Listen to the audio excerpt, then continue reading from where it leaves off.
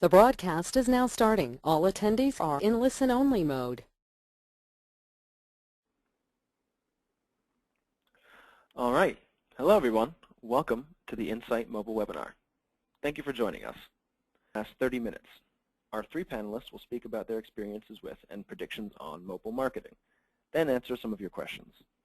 We'll also have a poll after our panelists have delivered their case studies, so please have your say and fill that in.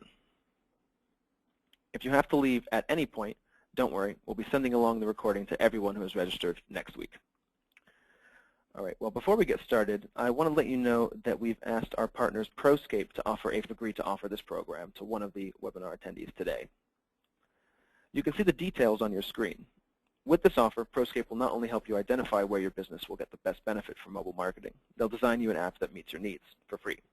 If you'd like to enter into the drawing, then please write "enter" in the chat box, and we'll contact you after the webinar. If you're interested in learning more, you can head on over to Let's Get Started. Mobile is the most crucial channel for forward-thinking marketers. We want to change this. We want to prepare you for the mobile future. We'll be covering mobile at Incite Summit East and Europe, and you'll see links for both on your screen. If you get value from working with other senior marketers on topics like this, they're definitely worth a look. Now, I'm very excited to introduce you to our very qualified panelists who will be speaking on this topic today. Could you each please tell us your full name, title, and the company you work for? Vince, would you like to go first? Sure, I'm happy to. Good afternoon, everybody. My name is Vince Ferraro, and I'm former Global VP of Corporate and Consumer Marketing for Eastman Kodak. Excellent. Now, Derek, could you introduce yourself?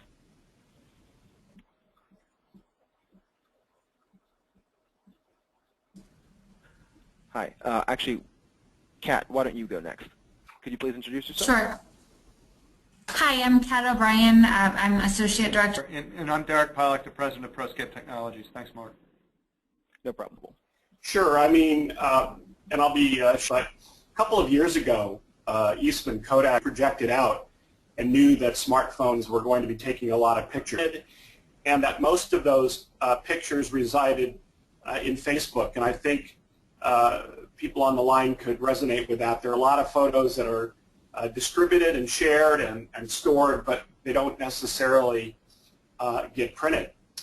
At the same time, we were developing an app which was called My Kodak Very Easy Way, and I think a lot of your listeners will know that Kodak, you used to have to go in with your CD or your SIM card, but now you can actually go in and you can do it online and pick up the print.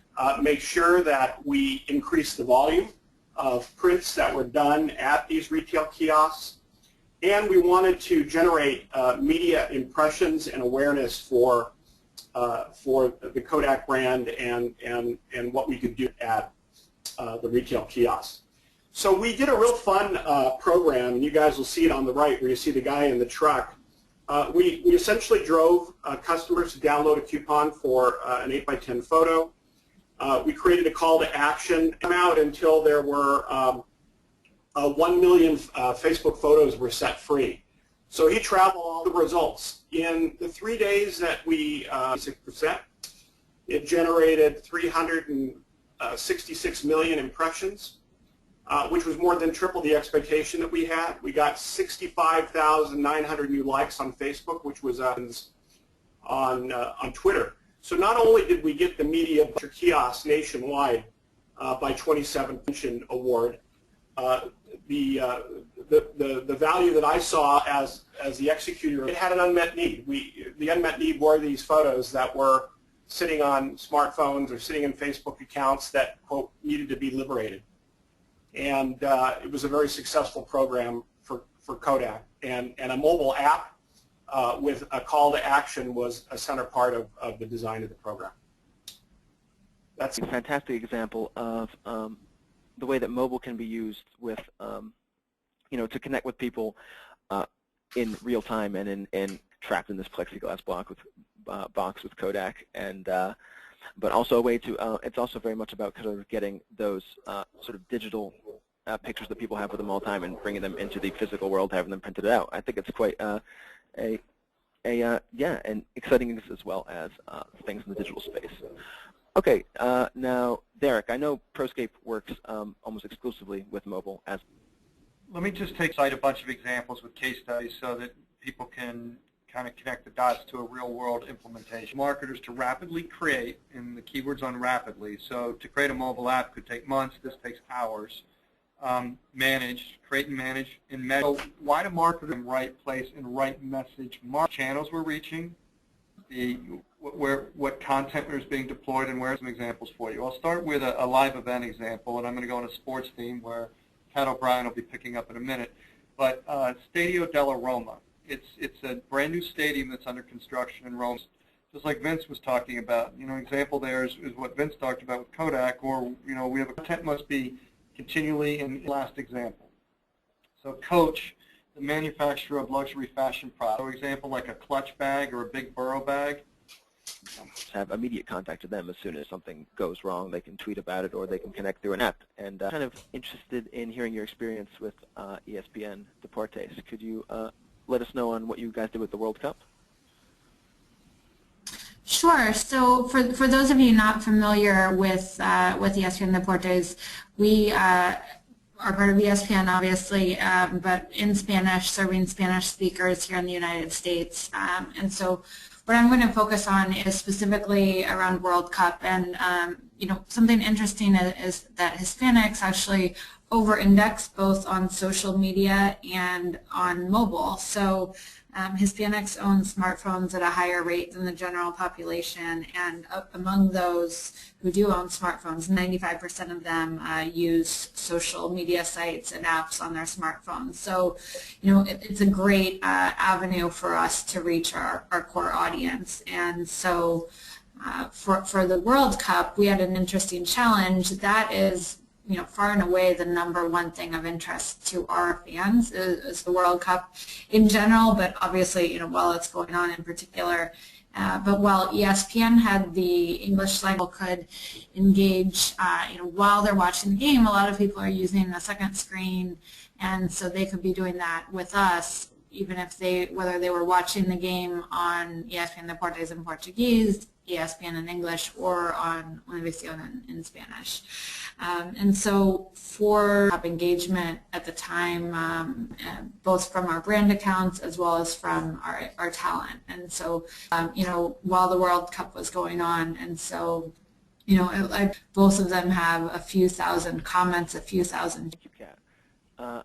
I'm sure as any marketer who looks into mobile hears constantly about second screen experiences, and this is just an excellent example and an interesting workaround for that kind of problem you had with the language rights about mobile, especially in that it really is also so effective in some of the other examples we've heard from Vince and Derek as well, to how it can augment other customer experiences and be a part of it as rather an experience unto itself. Okay, everyone. Now, thanks again, panelists, for sharing your case studies. So next we're going to move on to and open up a poll to our listeners. So the question on this poll is, how much of your customer experience do you need to change when you present it on mobile? So this could include things like marketing messages, types of content, site design, calls to action. Really, more than half, less than half, almost none, and not applicable. We don't have a presence on mobile. So please submit an answer now. Also, make sure that if you have any other questions for our panelists from their case studies of your own, please submit them into the chat, and we'll answer those after the show, or not after the show, next. So again, the first question is, how much of your customer experience do you need to change over mobile? Nearly all, more than half, less than half, almost none, or not applicable. So please put in your answers to that now. And again, if you have any questions, submit them. And while you're answering that poll, also please take the chance to write the word enter in the chat, and you'll be entered into that drawing for a free 6-month mobile marketing program from Proscape. So I believe we have the results for the poll now. We're just bringing them up.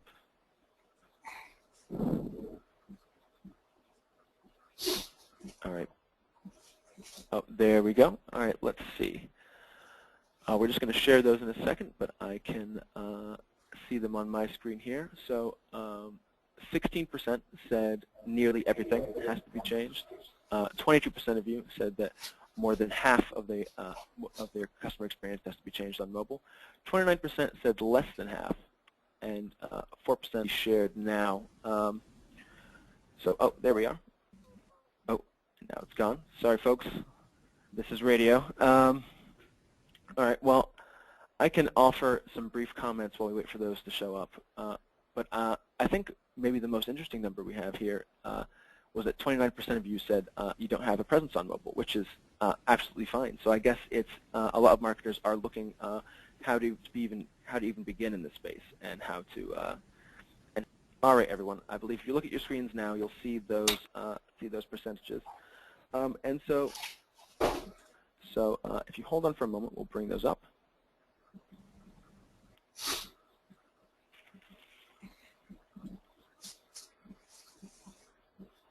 Okay, you know what? So our first question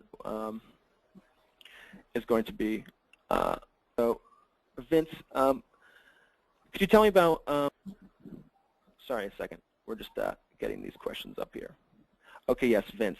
Do you think you could tell me, were you able to kind of take some of that data afterwards and see kind of how that had a more longer-term effect on people's kind of uses of the Kodak kiosks after this event?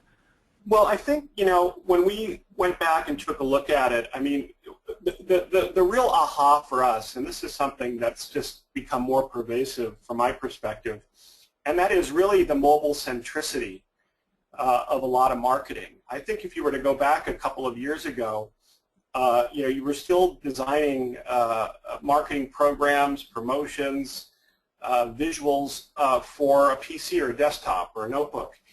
And really where this whole thing has gone for Kodak and many other companies is that the primary program, the promotions are being designed around being mobily centric. And so it's the mobile device, which outnumbers now the PC and the desktops by, I think there's 6 times more of these devices. It's focusing marketers to do some really different things. I'll give you an example. In the past, you would, you know, if you were trying to get lead gen, you would have a person send your email. On mobile, it's a lot easier just to text. So capturing, being able to engage people and promotions online through text and alternative ways that are more mobilely centric. So my view is that the mobile is the center of the marketing universe, and companies are, you know, a lot of companies out there like Proscape that are offering a lot of different solutions, but it's also marketers, they got to think out of the box and think about how they lead with mobile in their strategy, product launches, go to market, et cetera. Absolutely. Yeah, I agree 100%. And actually, leading off that point, Vince, I had a question for Derek, because I mean, I know Derek, working at Proscape, you look at a lot of you help a lot of companies beginning their mobile programs. And we had a question from the audience, which is, what's the best way to start mobile marketing at your organization? So I was curious, Derek, kind of what do you see as the right choices and first steps that marketers need to make when they want to begin using mobile, or maybe even before they start looking at an actual app? That's a big question. Where do you start? What we would highly recommend is that we target a solution area where we can link an ROI to the investment, and also being able to start for as little investment as possible. So if we were to look at an opportunity to impact marketing, which if marketing is impacted optimally, we will impact sales or revenues. So if we could think of a project that has near-term ability to impact our business performance, and then we could invest as little as possible in terms of time and money to go from where we're nowhere to getting a mobile app deployed and measured. By time, I mean in weeks, not months, is where we would highly recommend starting, because the amount of learning that occurs with the very first effort into mobile is you can learn so much in such a short period of time that allows you for time to revise your strategy and make changes and move forward in in a different way. So our best practices would stay to look for an opportunity that is easily measurable, that can be impactful to your business, that we can get up and running very, very quickly, where you can measure the results and then build upon that for future success. Okay, great. Thank you very much, Derek. I think that's excellent advice, and I hope our attendees are taking notes if they can. Kat, so I was just wondering if you had any thoughts on that as well, because I know I'm sure you guys have been starting a lot of different mobile programs at ESPN and Deportes. So I was wondering how sort of the beginning of that process looks at ESPN. Sure. I mean, one of the issues that we face is who access our content, not on TV, but our digital and mobile to make sure that we're delivering exactly what highlight rights we have, what games we're able to air geographically, and so with mobile we're able to do that. And something that I see increasing over time. I think I'm in charge of social media for us, and I think that's an area where we're going to see even more kind of geo-targeting going forward with mobile.